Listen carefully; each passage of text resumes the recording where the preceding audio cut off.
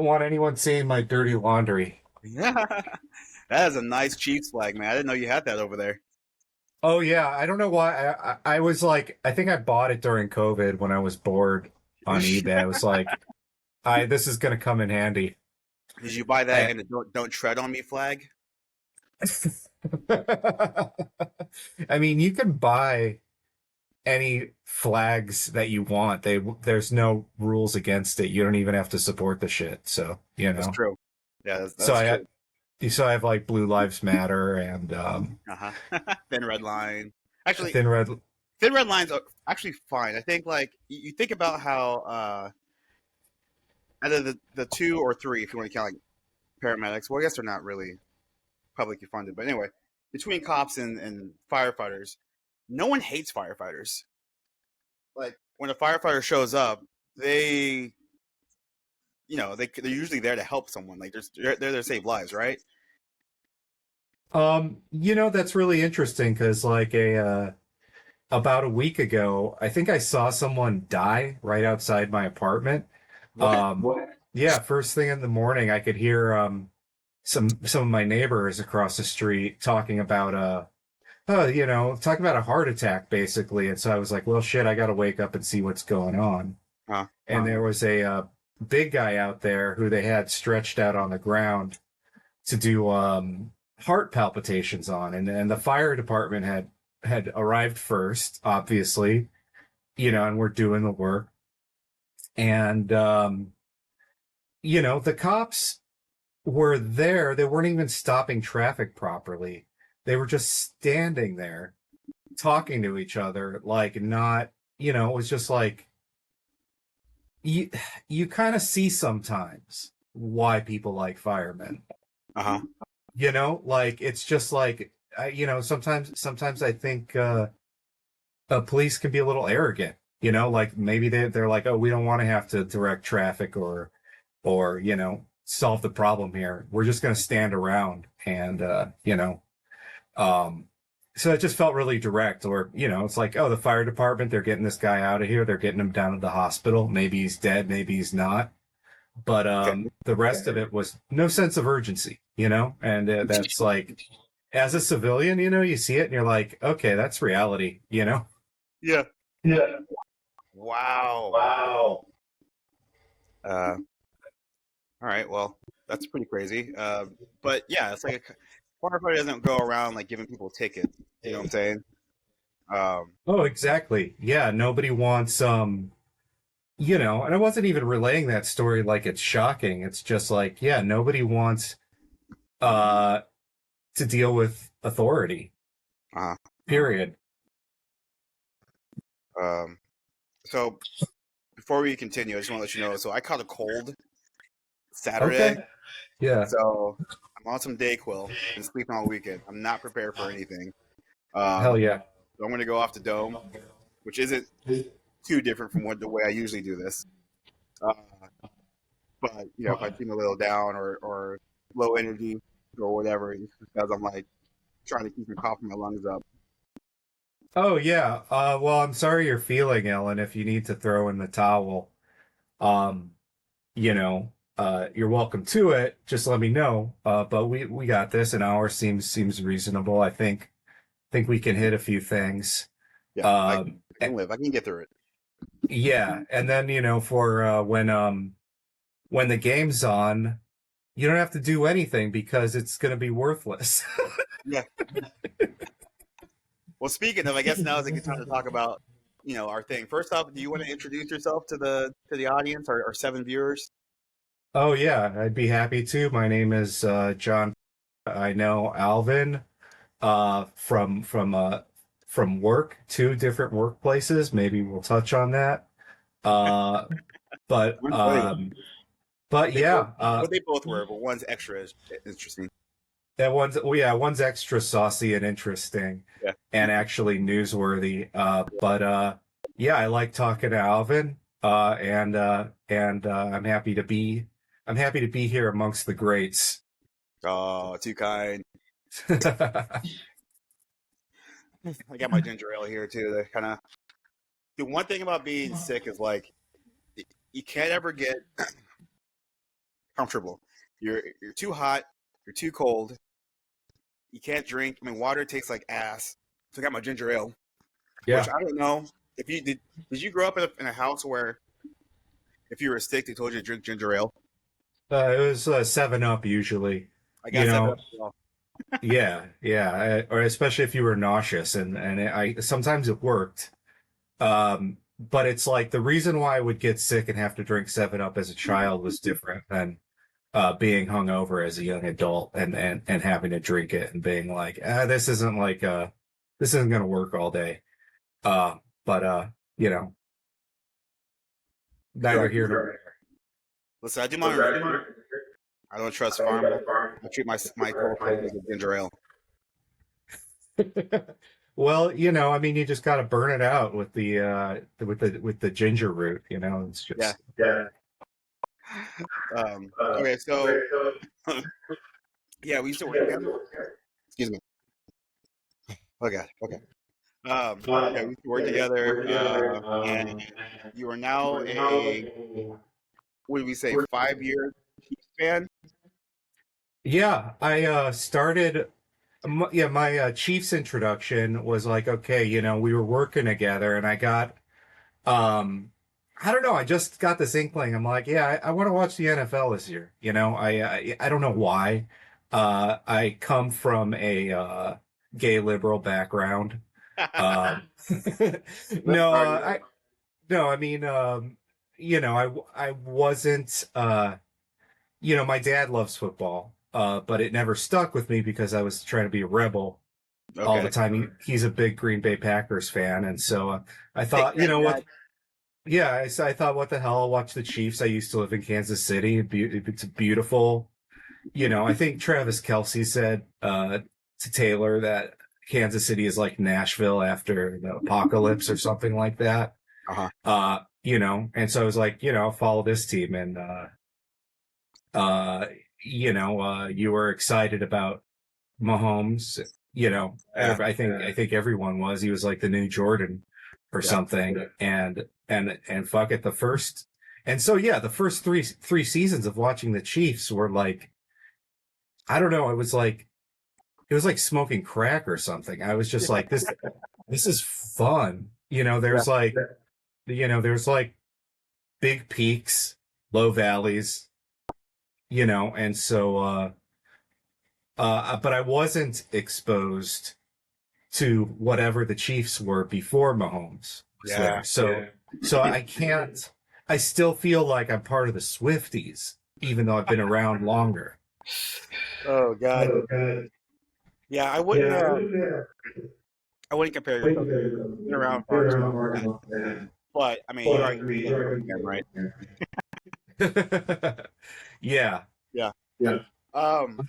Yeah. So Yeah. So one thing that was one thing interesting that was about like interesting your about thing is your thing is you did come in you did right come as to Mahomes Ryan's was like home starting, as party, which means which we you haven't had to had feel to the feel sting of like the 2 and 14 14 years. year We had years where year where players killed their girlfriends and themselves for the poetry. That's not funny, but yeah.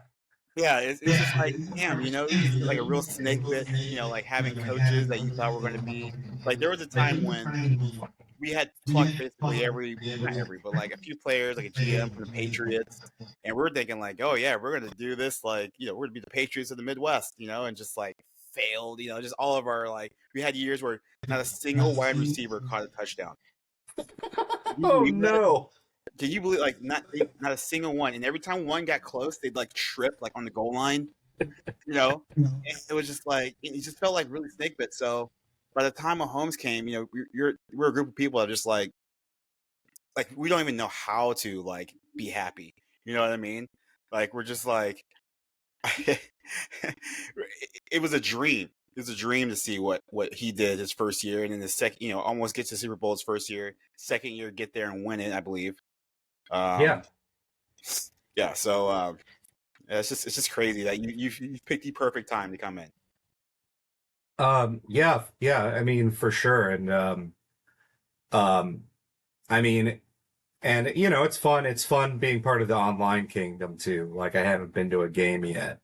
Yeah. Um but it's an enthusiastic. I like the rival. I like the West rivalries. The memes are good. Um, and I love everything. oh God, I mean, it's just yeah, it's like meme warfare. Yeah. Um, but I like um anyway, like one thing that was interesting about the earlier years, and I don't want to like ruminate too much on it because I think you need to be in the present with this shit, is like um there was really I felt maybe the communication was better, with everyone. Like there was a little bit more charisma Yeah.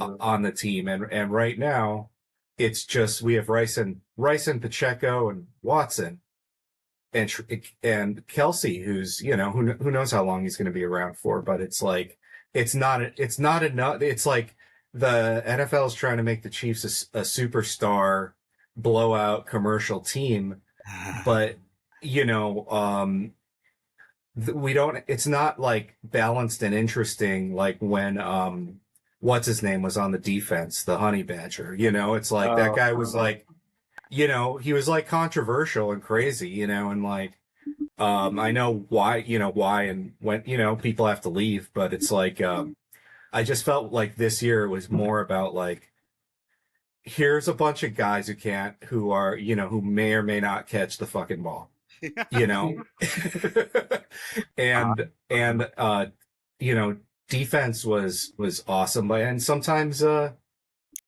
you know, in war and conflict, you have to have a defensive season, and this was it. Special teams and defense fucking won everything. At this point. What's crazy is prior to Mahomes, we were always this defensive team. Like we had them. I don't know if we've been this good in a long time. I think maybe back in the Marty Schottenheimer years, but like prior we had like Tamba Hali. I think he was still around when you first started watching. Tamba Hali, Justin Houston, Derek Johnson, Eric Berry, Don Terry Pope. We had these like studs on the defense, and we this defensive thing and people being like kind of like indignant about the way we're winning defensively. It kind of reminds me of how spoiled we've become watching Mahomes just go out there and be like an insane person. So yeah, it's interesting. We always think that if all we gotta do is get Mahomes a defense and we're going undefeated. And in 1 year we have a top 3 defense, like the entire offense is like shit to bed. Yeah, definitely, and like and it's really difficult to look at, but it's like um but there were I don't know, it's they say the map is not the territory, right? Like you can set up a real football team or a fantasy team however you want, but when rubber hits the road, it's total chaos. Mm-hmm. And like, so in that sense, I think the team adjusted. Whatever the fuck is going on with the offense is what it is. But at least the strategy was in place to get to the playoffs, and not totally trip over their own dicks, Hopefully. and so I think that's what I think it'll be interesting to see. Like, well, obviously the playoffs are going to be rad. I think this like fake bye week that we're having this week is going to make a huge difference. Mm-hmm. Getting guys healthy and rested. Yeah, I hope so. I just now maybe you have more insight into this. Is the NFL a place where people can hide injuries? Um. Okay, so the rule is no. All right, but Yeah. if I mean, especially professional sports, there's always ways to get around it, and they do for various reasons. But if you're caught, that can cause you punishments like with fines or even losing draft picks or suspensions. So because they don't want you doing that. And on top of that, because you're now allowed to bet on NFL games, Vegas gets real pissed if you don't disclose an injury because now you got uh, people putting money on the game and don't know like such and such is like hurt or dealing with an injury, So like they really hate that. So the short answer is no, but the real answer is yes. Yeah. I mean, because it's like really, just down to like the fundamentals of the game. One thing I did really realize this season is like it's such a physical campaign, and that the conditions at the beginning of the season are way different month to month, game to game. Yeah. And it's like it seems like it's less about doing like you know, Andy Reid tricks and more about knowing when to screw around with the last 2 minutes of the game so you get one up at least, Yeah. And that's, as like a new fan, that's like the reality of it. You can get as pumped up as you want, or because there's so much hype. Like this season was like, it was like the hype season. And I'm not saying they didn't live up to it, but I think that like when people didn't when other rival teams didn't understand Mahomes, they were able to get away with bigger plays and bigger highlights. And now they know how to collect, people have ways to deal with the Chiefs and to not let them be fancy.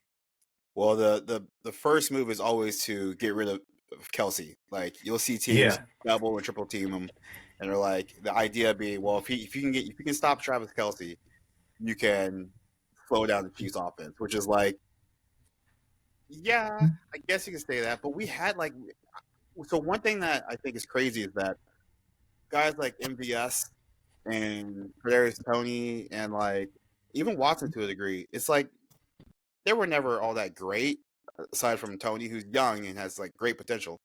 But stopping Kelsey never like this isn't a new tactic. Every year people try to stop Kelsey. They generally fail, but even if they did, like we've always had like MVS used to be able to catch. Like Tony used to be like super dynamic, and I don't know what's going on. I'm starting to think it's more the coaching. Mm. Um, what examples? I mean, not you don't have to cite specifics, but like what like how I mean the coaching is kind of everything in a lot of ways, but do you think that they're what do you think isn't how do you why isn't the ball getting to people Well, I from the mean, coaching perspective? uh, well, it's hard for me to tell. I think, well, when I say coaching, I'm thinking more of the miscues. So, and that goes into like route running as well.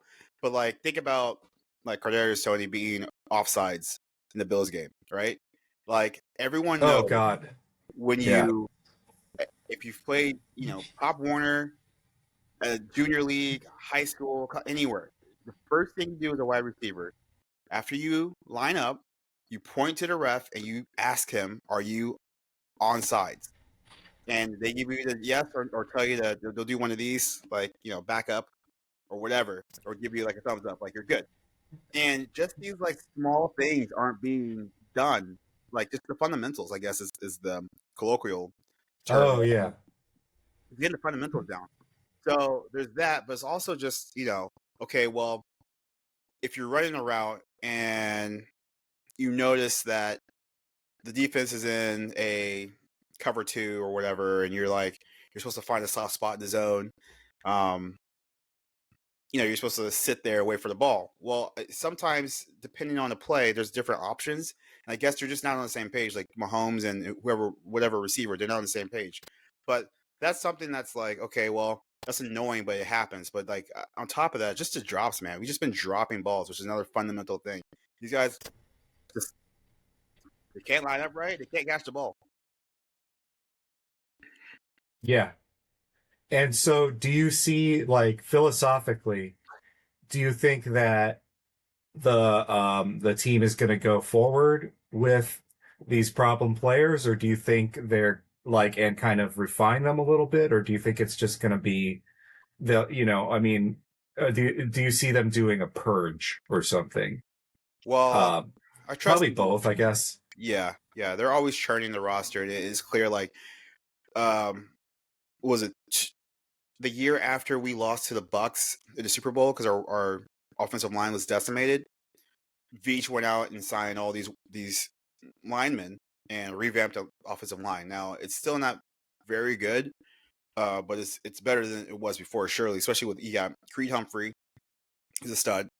Um, Trey Smith, right guard, and you got Joe Tooney, left guard, who's been around the block. I think he was going to retire, but either way, he's still like playing at a Pro Bowl level and actually got a Pro Bowl nod, maybe even an All Pro too.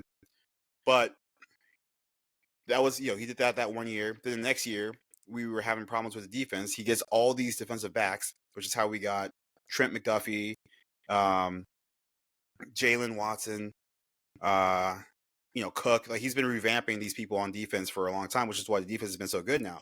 So I imagine at the end of this year, he's going to go all in on like wide receivers, and I can see him dipping into either defensive line or offensive line. Even though I like what George Karlaftis is doing, and he picked the defensive end last year, who we're going to watch today. He's supposed to get a start today, so that'll be nice. We're going to watch how these guys do it. But one other thing, though, we got some guys. I like Justin Ross. Okay, this guy I thought was going to be an absolute stud once he got healthy. He was a stud at Clemson, and he's just one of those guys. He just has that look. He's long, he's tall, he's got hands, and he's just like he just looks like a football player. So I'm hoping he develops in a way that allows us Yeah. to not have to spend too much resources on wide receivers. But I'm really high on him. A lot of people are high on him. He's got a huge hype train, and he's supposed to be getting the start today as well. So I'm excited about that. Okay, yeah, no, that'll be I appreciate that because it's definitely stuff to look at. Especially I am interested in seeing. I don't think we've seen this QB2 yet either. Oh, Blaine. Um, Blaine used to be a yeah. starter in this league. He was like a top 10 pick the year he was drafted.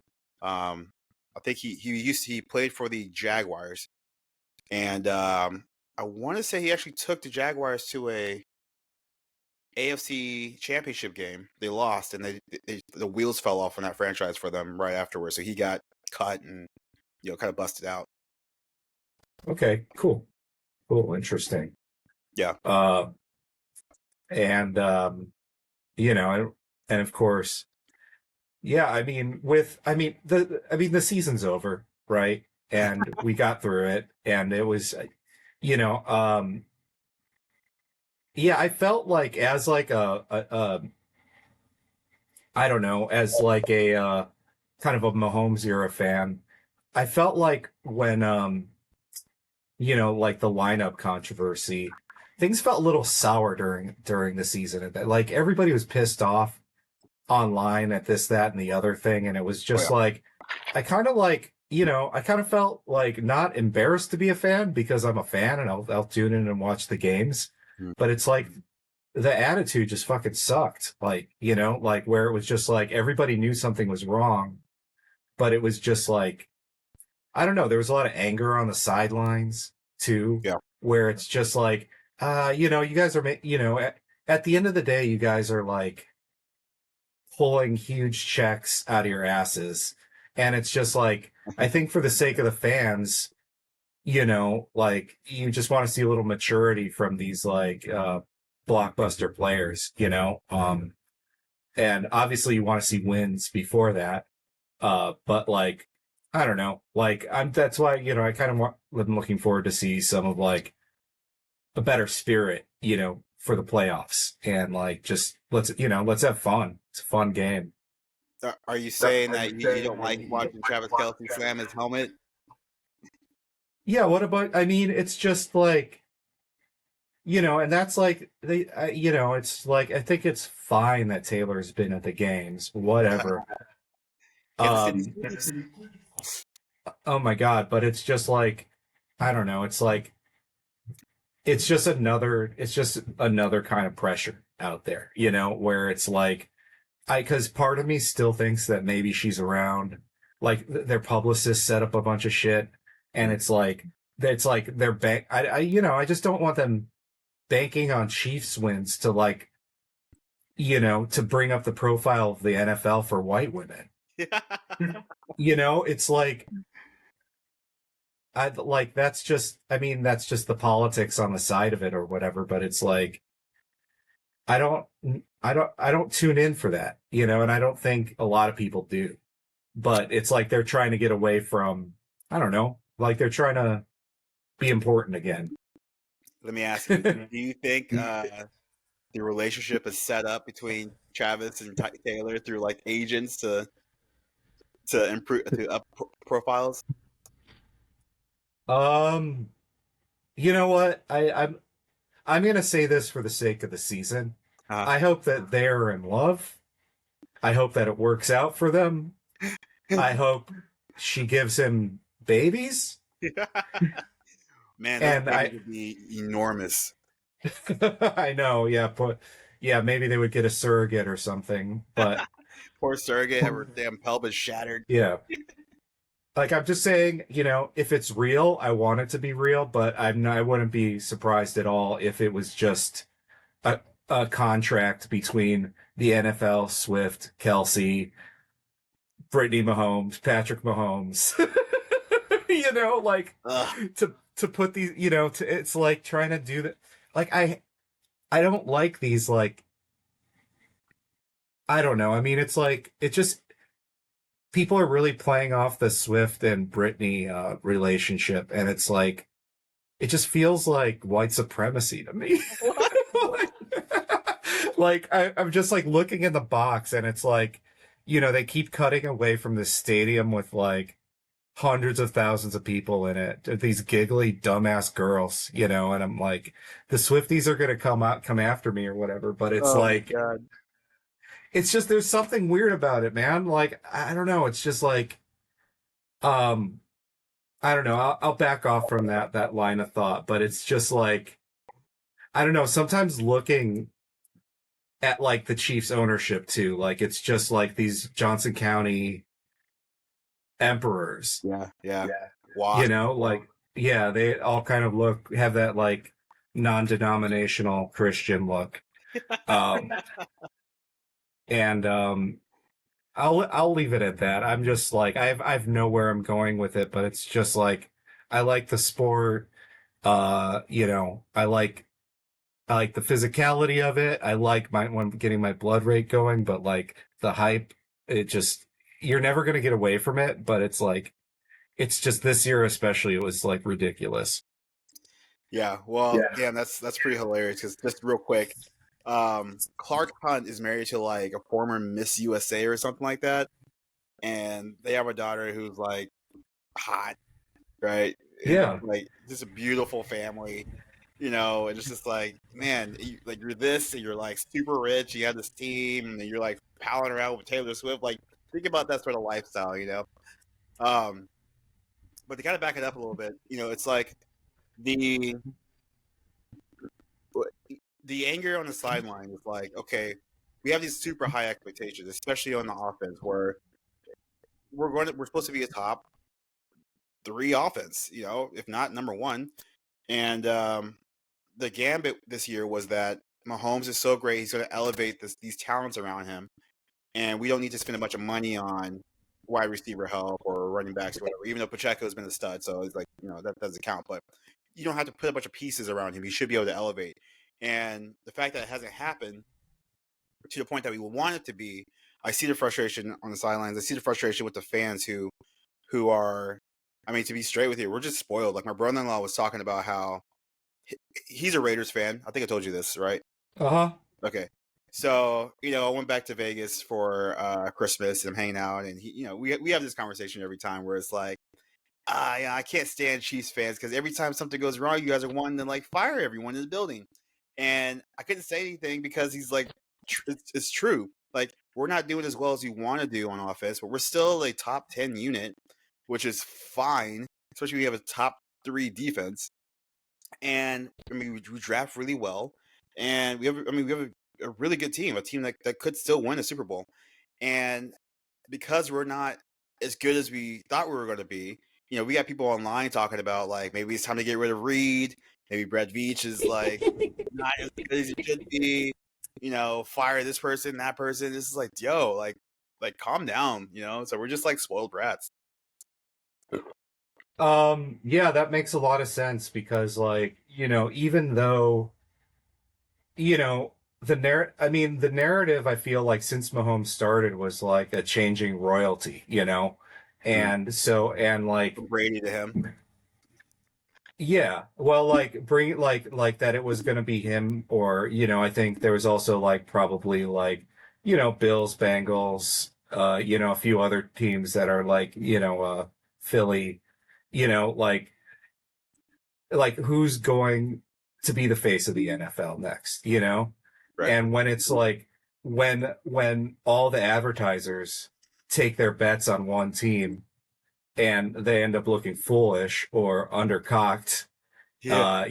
it's just like I don't know. It's like it makes the Chiefs a real easy target for hate, like because it's like, oh yeah, you guys are, yeah, it's like it's weird. It's like body dysmorphia or something where you can look at the stats and the stats are going to be fine, but you've watched the performance all season and you feel like you're underperforming or something. It's like what you're seeing is different from what's on the paper in a way. And we are Um, underperforming though. It's because it's like even the yeah. scores we do get, it's like, man, they really, really struggle to get some of those points. You know what I'm saying? Like in a way that we've never seen before. So the game's on, but I'm like, I can't seem to find a stream. Oh, it's on CBS. Do you have Amazon? Yeah, it's on Amazon. It's on CBS. Like, well, if you have the Paramount app, which a lot of people have for free, I signed up for it with You one got it for click. free? How do Well, you get for a Paramount week. app for free? Go to Amazon, look up Paramount Plus. You get it through your Amazon account? Yeah, No shit. yeah, and at least yeah, it's free for like a month or something, but you can watch the game Oh, today just by clicking into it if you want. dude, real quick, Uh, fucking channels and studios making their own streaming service, like enough, all right? Like you don't have enough to bring someone in to a streaming service. Like get over yourself. well, that's actually a big thing to discuss because I do have some experience in that world, like because Right. after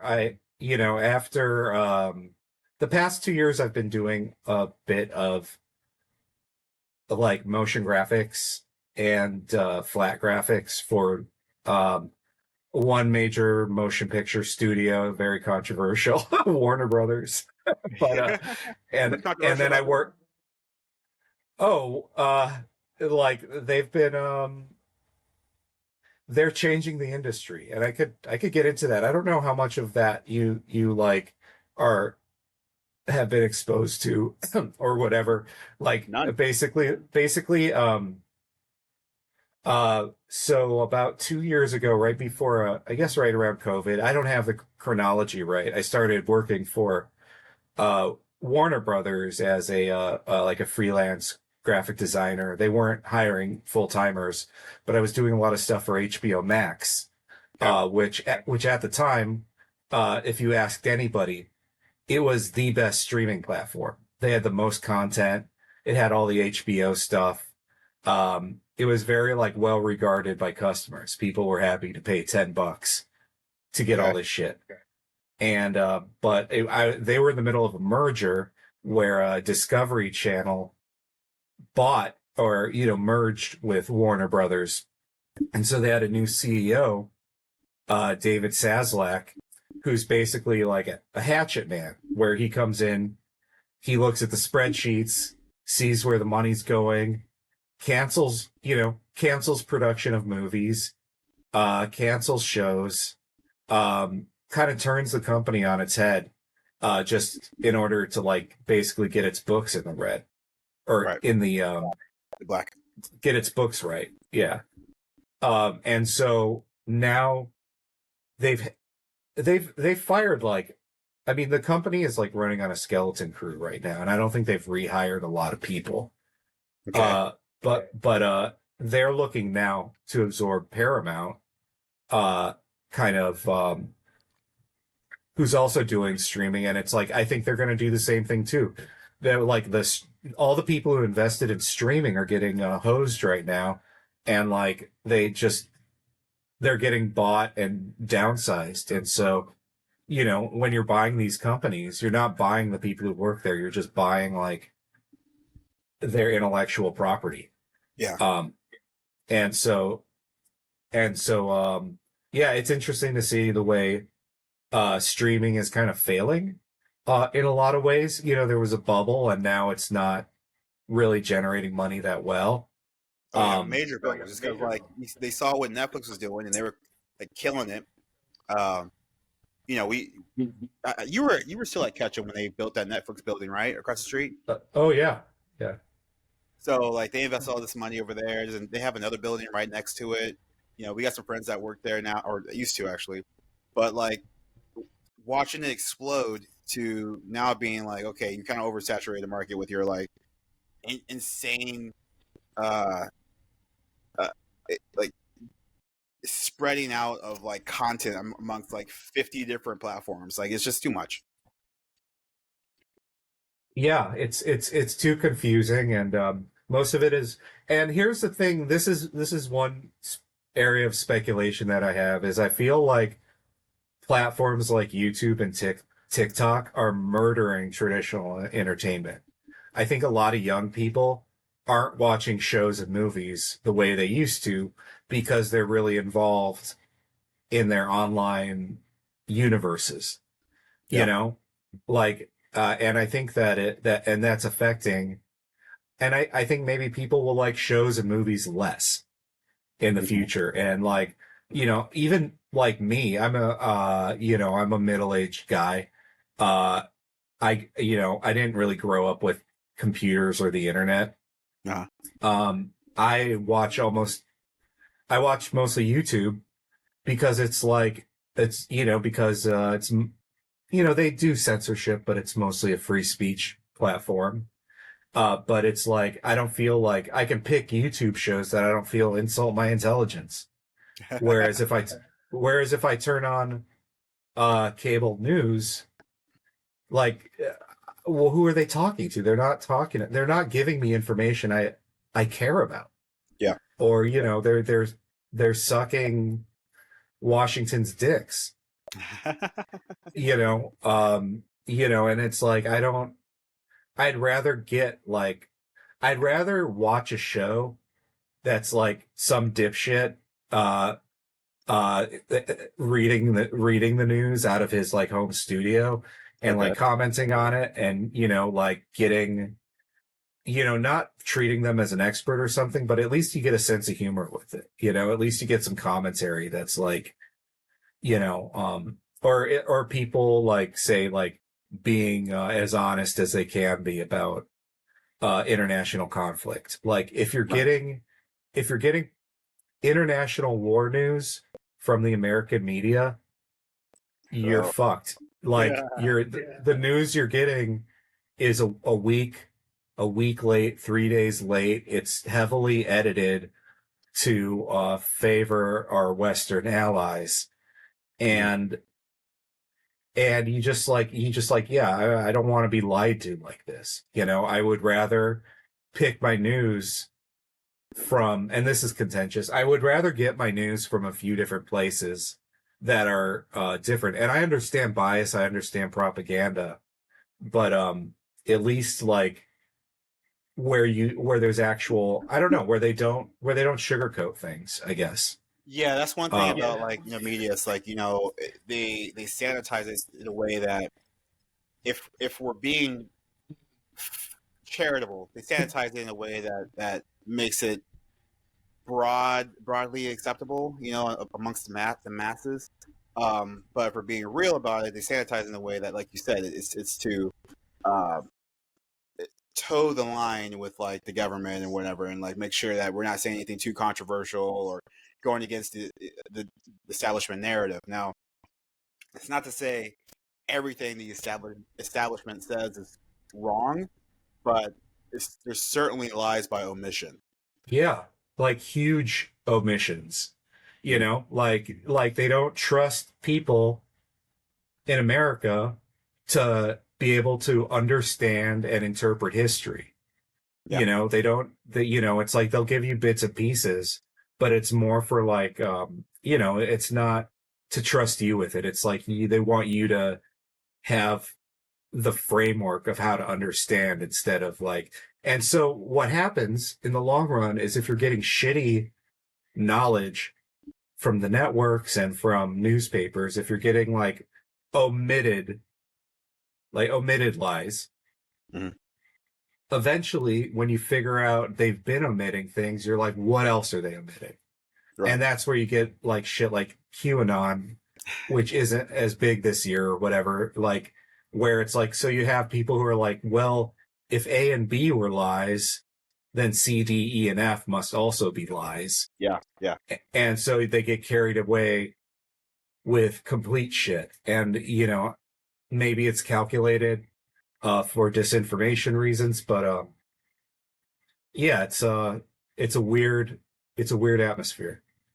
Yeah. It's rough, man. Especially because go back with the YouTube stuff. It's interesting how prior to YouTube, all of our programming preferences were like distilled through a group of executives who think they have a finger on the pulse of society and like, oh, people want to see more singing contests, or we're going to make 100 of these, or like, more just like they're getting this information from what actually, well, they see green, like they want to make more money. So if they say if you have a very popular American Idol, they just want to make more money. So they make all these like decisions. They don't want to make anything too risky, right?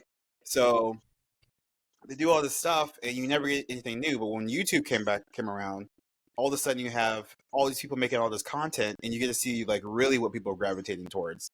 And I always thought that was interesting to see what like pops up from the from the muck and becomes popular. Oh yeah, and even one thing that I kind of look at a lot is there's a lot of documentaries that have been produced within the past 50 years that have never had a platform on, like different social issues. Like, I can get on YouTube and watch documentaries that were specifically produced for like black communities in the Uh, 70s, like where it's like basically like left leaning documentaries where you learn stuff that you're never going to learn somewhere else. And so I'll watch a lot of stuff like that, like archival things where you're like, oh shit, like, yeah. and, and that's what I appreciate about it. And there's a lot of, and this could go both ways, but one thing I like in YouTube is there's a lot of like historians that would normally have to work at a university that are able to produce their own shows on YouTube. Mhm. And you're able to get really in-depth courses on very specific things that Yeah. you might not have gone to school for. Like, you might, there are guys who will walk you through every day of like World War II, or guys who will, I'm saying guys because it's mostly guys. But, it's like that's kind of where the Roman Empire thing comes from, is like, where it's like you heard that meme or you saw that meme or whatever where like girlfriends were asking their male partners if they how often they thought about the Roman Empire. Yeah, I remember that meme. I had yeah, like what was that? Oh, well, like I think it was just the surprise that like a lot of men, their minds are places that women didn't expect them to be in. Like a lot of men will think about like history and tanks and engineering and shit like that, you know, and they'll fixate on it like the Roman Empire, because it's like it's kind of a good distraction. And I don't think a lot of people's girlfriends I think they thought their guys were just like, I don't know what it is. So it's like, you had random people on TikTok asking their partners, "Hey, how often do you think of the Roman Empire?" And guys were like, "Yeah, once a week, every few hours, all the time," because it was like a kind of a break between. I think maybe a lot of men still have the same values that they might have had throughout time, where you respect power, you respect logistics. Okay. You Yeah. see, you see how dysfunctional the federal government is in the U.S. And you're like, maybe, a lot of men might be like, we need something stronger, like we need, Hold and so up. they'll see. Sorry. Chiefs just got a strip 6. Woo! Oh, great! Chris Thanks for Jones is keeping, playing. thanks for keeping an eye on it. Yeah. Hold on fast. Keep talking. I'll be right back. All right. I had to blow my nose for the first time. Oh God. Yeah, you're gonna nap the rest of the day, I think. Yeah. No, but going back to like this kind of media politics matrix is I think there's a lot of insecurity in what our cultural future is. Okay. And so now people are looking to the strong men, to the epic eras of history to be like, how did these fuckers do it? They lasted 700 years, they lasted 600 years.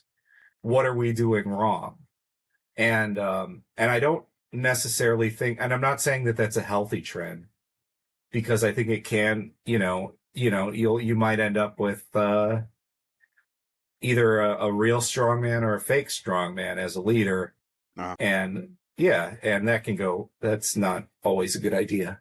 right. Um, but yeah, I think it's like, and also that's where I think YouTube is changing a lot of things too, where it's like, I don't know, like, I don't know if you remember when, of course you do. We were at the Daily Wire together. Um, and I think around that time, there was a lot of talk of the Great Replacement. They're still talking about that. Yeah, yeah. I mean, like, but it was kind of, I think, Lauren Southern was like a lot bigger than, Lawrence you Southern. know, Oh shit. yeah. And, Milieu, like, there was like, the pundits were different. I think Milo was bigger or Yeah. whatever, but like, so you get like these ideas circulating where it's like, oh, Great Replacement. Okay. And it's like, you wouldn't have necessarily heard those ideas if YouTube had not existed, Right. and they can circulate like fucking wildfire because television isn't giving them a contrary answer. Like the mass media isn't saying like, oh, there's no Great Replacement. Don't worry about it. It's not happening. It's like, it just kind of like, they just say like, oh, if you believe that, you're a fucking idiot. And so people, I think they rebel against it. And now you have like, now you have a lot, you have a situation in which there's a lot more extremists than you set out to have in your country. Yeah.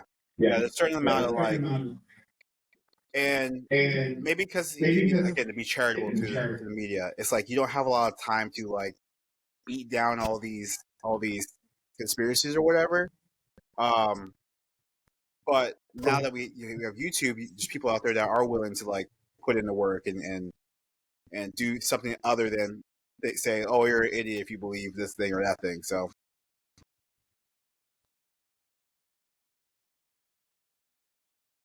Yeah. And I don't know. Like one thing I've seen you be good at is you're good at seeing stupid ideas and being able to walk people back from them. Like, it's like being in like, I think like talking to people with different ideas or, hardline conservatives, like you have to be better at explaining things because generally that's a group of people that wants, at least they want to challenge you on it instead of just being able to say, like if you talk to a lefty, you'll be like, hey, stop the genocide. And they'll be like, yeah, stop the genocide. But if you talk to a conservative, they might be like, "What genocide?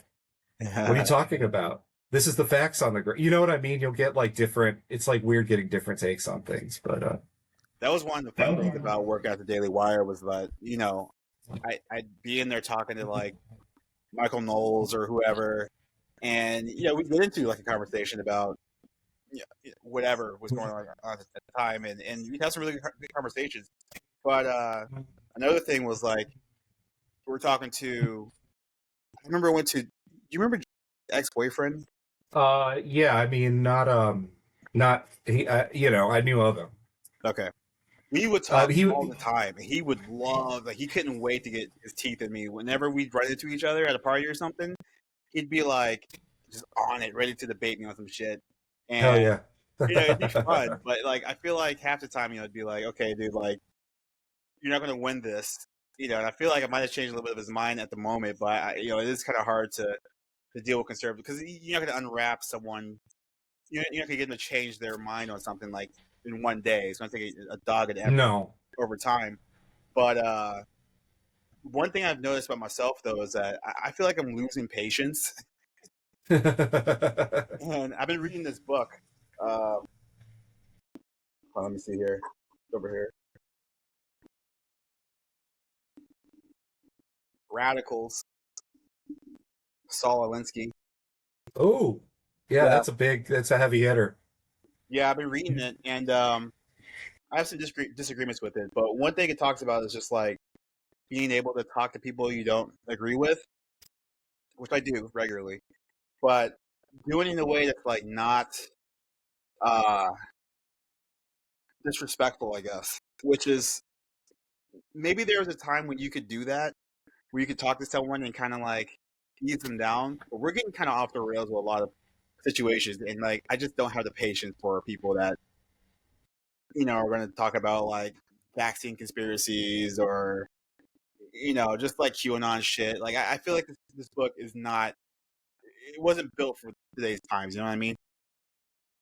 Oh, yeah, but in a lot of ways the times had they were built for other fucked up times though. Yeah. I mean, what's the copyright on that book? What year did it come out?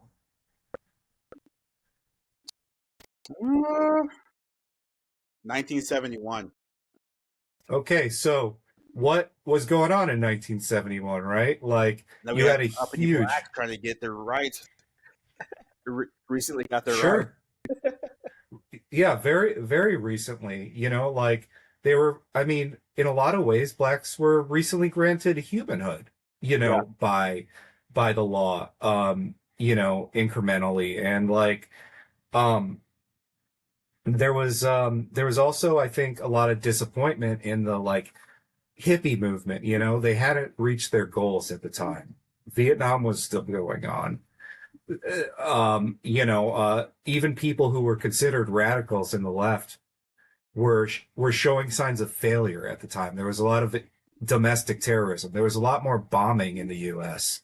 Was it? You know, When was Waco? Was that in the 70s, 90s, 90s? Okay. early 90s, yeah, and that's really where Bill Clinton comes in, and that's a whole different thing. But I'm trying to think what terrorist things were happening in the 70s. in this, well, I'll tell you what, like it was a different scene entirely, because domestically you had campus revolutionaries, mostly white revolutionaries, like in the Weather Underground and stuff, who were doing, anti-war political action, where it had started in like nonviolence, but I think in different parts they were building, they were making bombs to throw in mailboxes and like blow up people's apartments. Oh God.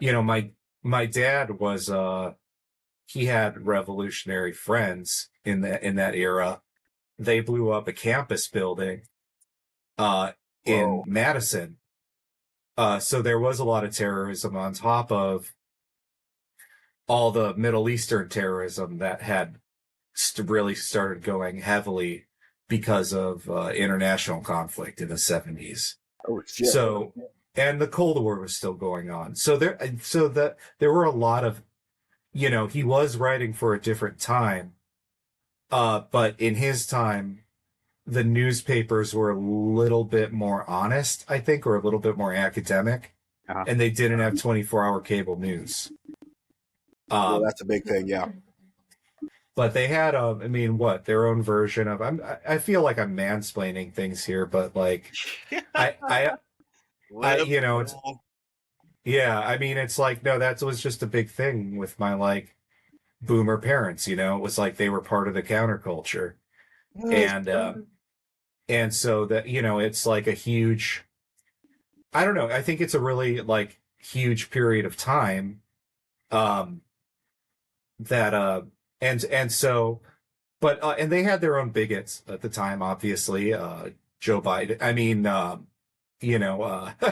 was the segregationist who was friends with Joe Biden? Like, Trump. you had, that was the era where like, you Yeah. could still talk shit about, you could still call like being in going to public school being like an urban jungle, and The good old days.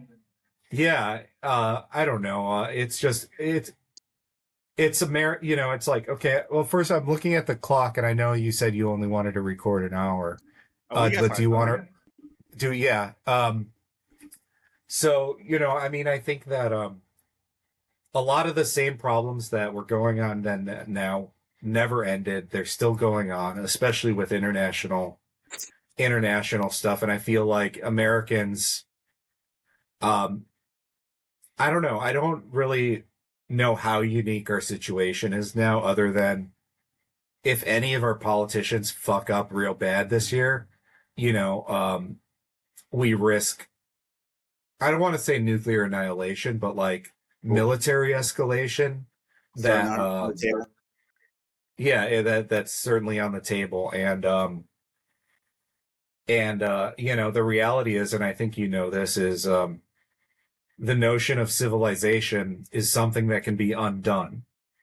Yeah. And if there's a dark period where we get plunged into like, where there's like where we bring back the draft, there's like mobilization of people, things can get weird for America and the nature of things changes a bit. Well, But we'll I'm see. pro draft.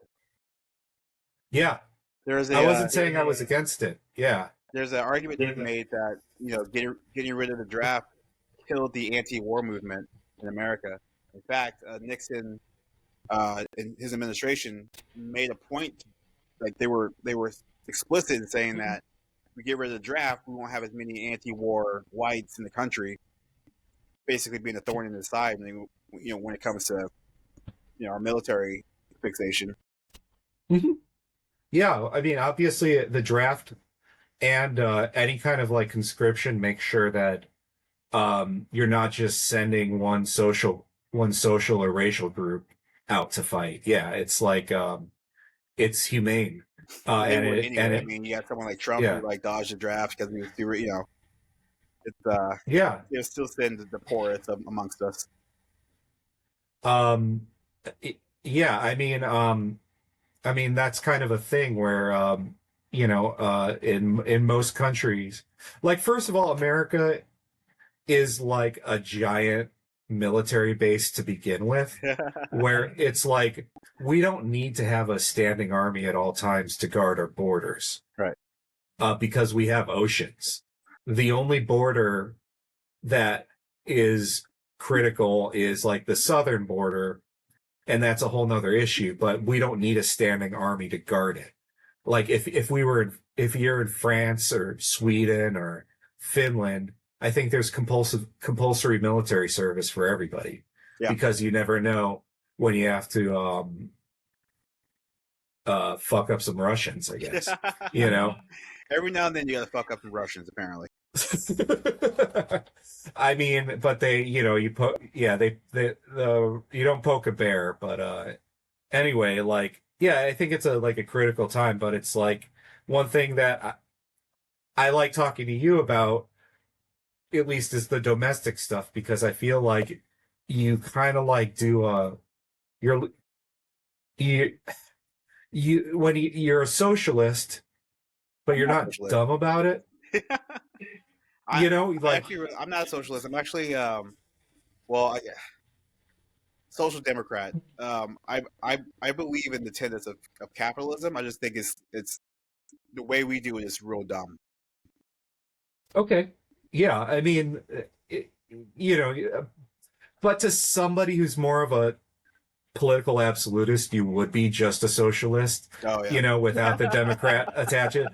yeah, You know, like, but like I think a lot of conservatives would assume that you wear a Che Guevara shirt. yeah, yeah. That I mean, seems to if be I'm the talking the about joke. capitalism and the problems I believe it has, and so on and so forth, they would just call me a socialist. I would be indistinguishable from like AOC or like any other communist they would refer to Yeah, communist. and I kind of do consider myself to be like right now. It's just like on paper, I'm a political independent. Mhm. And I know that mostly people associate that with libertarianism or conservatism, but um, I I really I can't I really dislike where the Democratic Party is, Yeah, and I would prefer reforms to be like I think government can be really I'm not going to say it can be great, but it can be not great going again. broke not going broke from cancer would be a good start, Yeah, uh yeah. for the country, but I think we're on the same page with that. Commie. Yeah, yeah, right. But it's like I don't want to have to.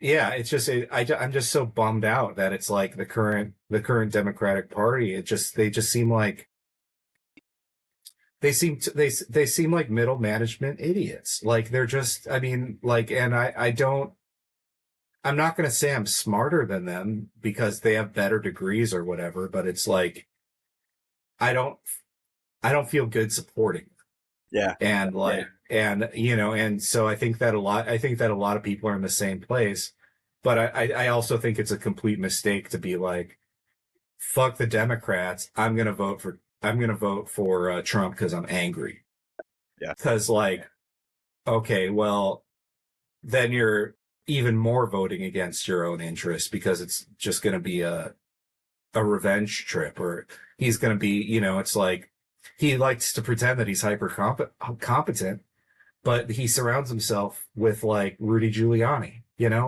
and it's like we can't pretend that like oh that just because like some guy does shit from the gut and insults retarded people, that he's gonna be the change that is wanted. I guess it's just gonna be more deadlock and more.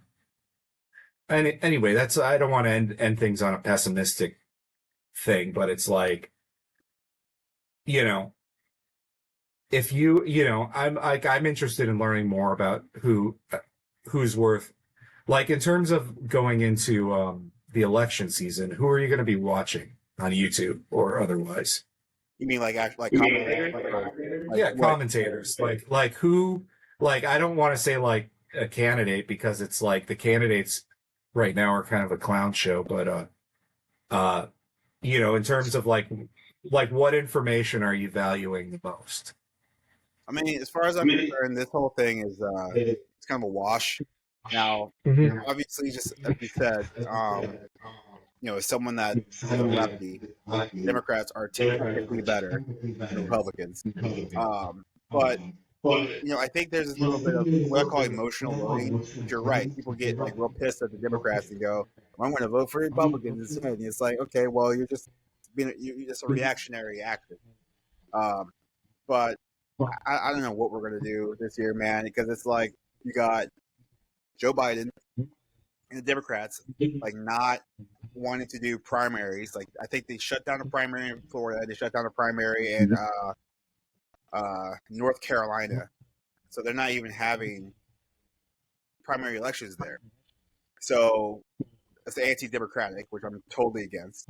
Then you got Marianne Williamson, who I like, but is she going to win? I'd like to support her. Is she even on the ballot? You got RFK Jr., who says some decent things, I guess, but he's also extremely pro Israel. And I can get around the vaccine stuff. Like I don't care, but I mean I do care, but I don't care enough to dislike him over his vaccine stance. And then you got Trump, who's just like he's basically admitted he's going to go and be an authoritarian. So I'm just like, what are we going to do? What's the choice here? If Biden wins, he might die in office, and you get Kamala Harris. So there's no good option. Cornel West, what's he doing? Right. Well, yeah, it's like kind of a circus at this point and a wash. And it's like it's almost like does this collapse first before they clean house? And also like who's running things right now? Mhm. Like and that's one thing that Republicans will attempt to talk about that the left refuses to. Like I talk to my mom once in a while about this stuff and it's like she's like, well, just, she's more of like a support the Democrats Mhm. in all No things. matter who. Yeah. And like where it's like she'll make a lot of apologies for it, but it's like, my head's never been there. I voted for Nader, Nice. like when that went over Gore. I've always been more of a third party person because I feel like somebody needs to be it, and but that's not a winner, but it's like in the US where everything's about winning. I don't know. I think maybe to win, I don't know. There's like, it's like talking about these problems. It's like, it's really difficult because things are so entrenched and a lot has to do with just like, we have one half of the country that believes the Constitution needs to be upheld and the other half of the country that doesn't, that wouldn't wipe their ass with it, you know? And that's the foundational document. Like, if you don't have something like that, what do you have? You just have like, disharmony. But whatever. Yeah. That's why football season is fucking incredible. Okay, so last thought. What do you think our chances are of getting to and winning the Super Bowl? I mean, if this bye week, well, not if. I think our chances are pretty good at getting to the Super Bowl because I've seen nobody puts baby in a corner with Patrick Mahomes, and we've seen it where he's really good when he has nowhere to go. He makes miracles, like he'll. We've seen him win the game himself on his own feet. Yeah. Injured. So I think there's a good chance. I think there's a good chance we go to the Super Bowl and it'll be fun to watch. And if they fuck up, I don't care. Like what? Things happen. It's pretty funny. Well, I agree. I think despite everything that's happened, the postseason is a brand new beast. I think the rest are getting is going to help. I think I told someone because we've been giving the ball away a lot, and the NFL's funny sometimes, man. Like if you're a team that gives the ball away, sometimes you start that pendulum starts to swing back in your direction. So I think we might end up getting a few turnovers this postseason to help us, and I think they'll figure it out. I think there's a really good shot that we'll be successful. Oh yeah, I think so. And let me know when you watch. I'm looking forward to eating junk food. Oh, next week we got to go to the Greyhound.